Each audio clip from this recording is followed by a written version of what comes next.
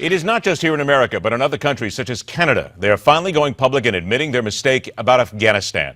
It all boils down to the perils of overconfidence. And for that, our men and women in uniform and their families are the ones who are and will continue to pay the price. Our guest is Special Operations Advisor to the Concerned Veterans for America, a retired Master Sergeant in the U.S. Army, 22 years of service combined in the Army and Navy. Let's welcome Jason Beardsley to MidPoint. Jason, thank you so much for being here today, and we always thank you for your service. Thank you for having me on, Ed. I appreciate it. This is fascinating to look at here because now here is the Obama administration reversing their plans to cut the amount of troops in Afghanistan. They were going to go to 5,500. Now it looks like they have to stay over 10,000. I mean, is this still just part of the overall complete overconfidence that we have shown in so many ways and lack of strategic planning by our administrations? Right. This is a great example of how when we don't plan effectively and we don't staff those plans, we end up catching up with the policy. Our policy right now has been catching up for months. The decision to deploy and then redeploy and then pull back and withdraw and then leave troops in place just shows that we haven't thought this out clearly. Now, the administration has had a hand in trying to withdraw troops, but it's evident if you look across the region, all the brush fires that are popping up require U.S. leadership. It's the thing that we've been lacking so far. So leaving troops in place or actually beefing up the presence there, that's what the military commanders recommended. That's what Joint Chiefs of Command have recommended. So everyone knows that this is necessary to stop Afghanistan from becoming a wreck or a catastrophe like we're seeing in Iraq and Syria right now. Wait a minute, a wreck or a catastrophe? Can't we say that already? Afghanistan is just that, a wreck and a catastrophe. They have been that way for decades now because this is the place where militaries go to die.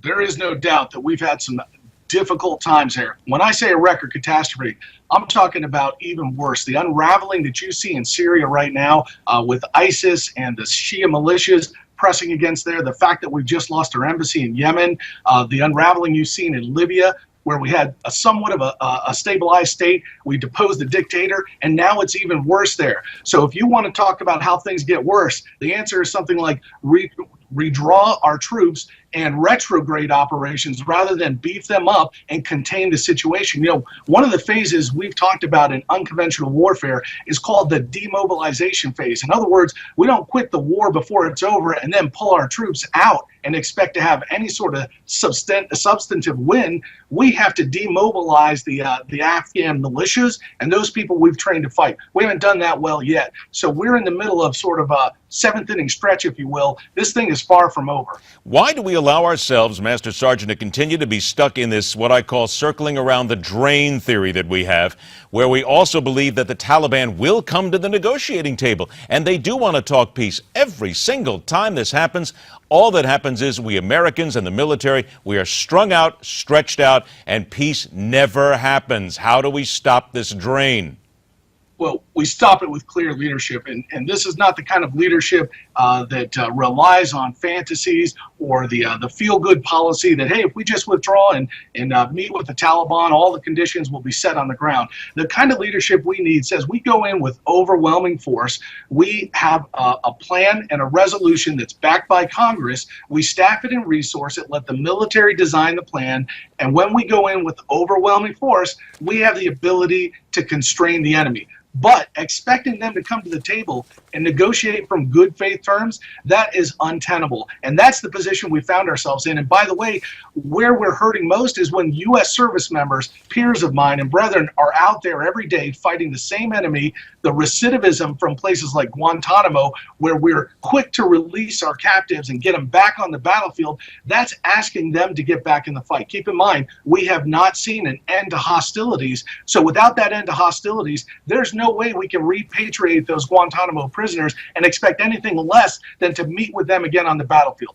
These are examples of poor policy. I got about a minute left here with all of these deployments, redeployments, redeployments, going back into places like this.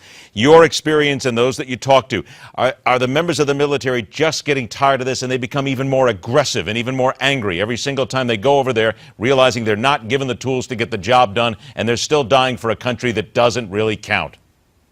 Absolutely, the men are frustrated, the women are frustrated, but I'll tell you this much, Ed. These are strong service members. They're honorable. They'll serve with duty and piety. If the leadership stands behind a reasonable plan, a feasible, supportable plan, we will support that plan. And our military members, they will go back. We will do the job we're asked to do. The difficulty is when we're not asked to do a clear job. So what we're asking for is we need leadership. The Obama administration has ceded the ground to our enemies. That is what is harming our service members right now. Give us the right policy, and we will crush the enemy. Yes or no, in your opinion, is the President of the United States right now capable of a reasonable, supportable plan?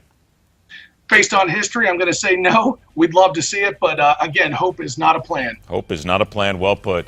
Master Sergeant Jason Beardsley, a pleasure to have you on the show, my friend. Thanks so much. I'll look forward to talking to you again.